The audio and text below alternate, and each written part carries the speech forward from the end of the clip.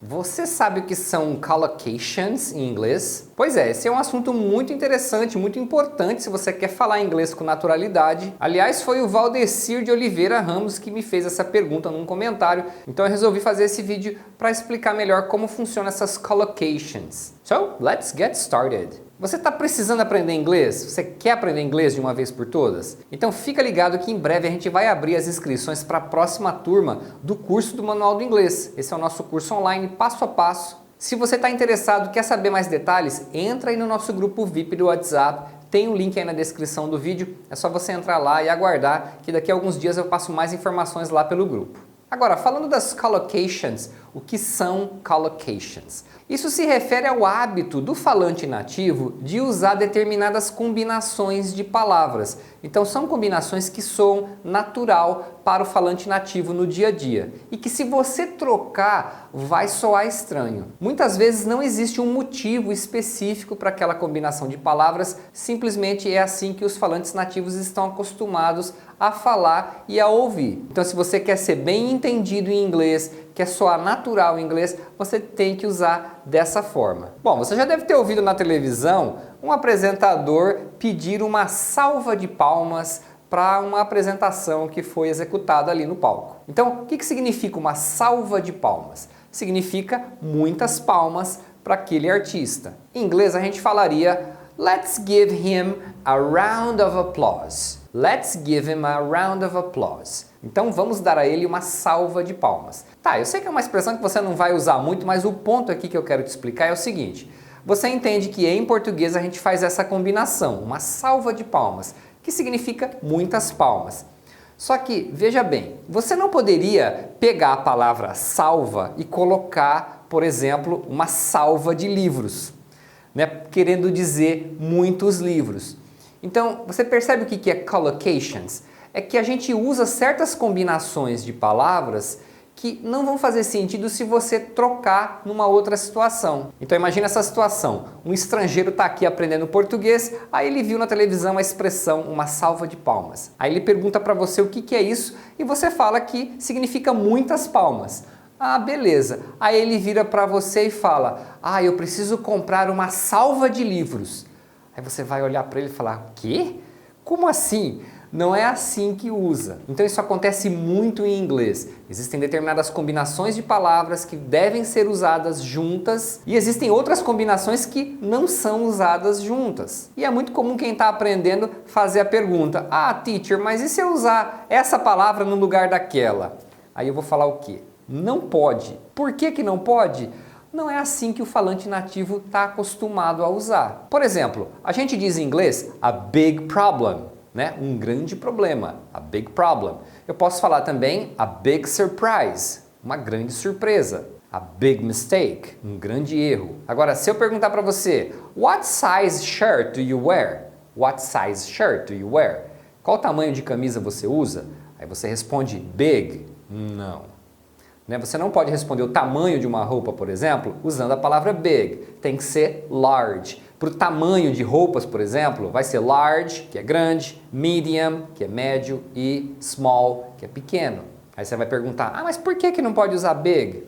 É collocations. Existem muitas situações que existem explicações, existe alguma lógica por trás. Mas se você for tentar entender toda a lógica, toda a explicação por trás de cada combinação de palavras, você vai ficar doido. Então é mais fácil você observar como eles usam e usar igual. Não ficar questionando por que é essa palavra e não é aquela. É assim que eles estão acostumados, a gente faz a mesma coisa, a gente só não percebe isso. É só você parar para pensar aí que tem certas combinações de palavras que a gente faz em português que são sempre as mesmas. Se você trocar ou se alguém trocar, vai soar estranho. Uma outra coisa que você vai ouvir em inglês, por exemplo, eu poderia falar para você, there was heavy rain last night. There was heavy rain last night. Teve uma chuva forte ontem à noite. Mas você falou heavy rain, é uma chuva pesada. Eu não poderia falar strong rain. Não é isso que todo aluno vai perguntar ou vai pensar? Tem muitos casos que você tem mais de uma opção. Mas se você ouviu um falante nativo usando de uma determinada forma, Cara, copia, vai usando igual. Você vai estar soando super natural, sem ficar se estressando com muitos detalhes, muitas explicações. Acontece também de em português a gente usar uma mesma palavra e em inglês serem palavras diferentes em frases diferentes. Por exemplo, se eu fosse falar, ele fez uma bagunça no quarto e ele fez a tarefa, embora a gente fale fez para as duas frases, em inglês são palavras diferentes. He made a mess in the room. He made a mess in the room. Ele fez uma bagunça no quarto. Então, fazer bagunça é make a mess. Agora, ele fez a tarefa é he did his homework. He did his homework. Então, fazer a tarefa é do the homework. Se você trocar do a mess ou make homework, não faz sentido, não é assim que eles falam. Don't make noise. Não faça barulho. Do your best. Faça o seu melhor. Tá vendo? Uma é make, a outra é do. Tem que ser assim.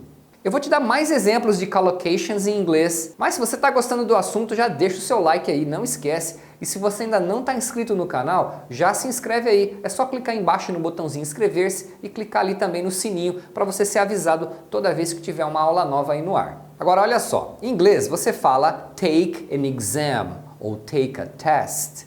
Para fazer uma prova, fazer um exame. Então é take, não é make nem do, tá vendo? Então é assim que eles falam, fala assim também. Take a test, take an exam. Não fica traduzindo na sua cabeça. Aliás, eu já falei várias vezes que você falar inglês é você traduzir a ideia, não é traduzir a palavra em si. E no caso dos collocations, isso é mais do que verdade. Então é importante que você aprenda esses blocos e não as palavras individuais. Vai ficar muito mais fácil para você entender e falar inglês. Se eu fosse falar pegar um ônibus, por exemplo, em inglês eu poderia falar take a bus ou catch a bus. As duas expressões são corretas e são usadas. Agora, se você fosse falar pegar fogo, aí tem que ser catch fire.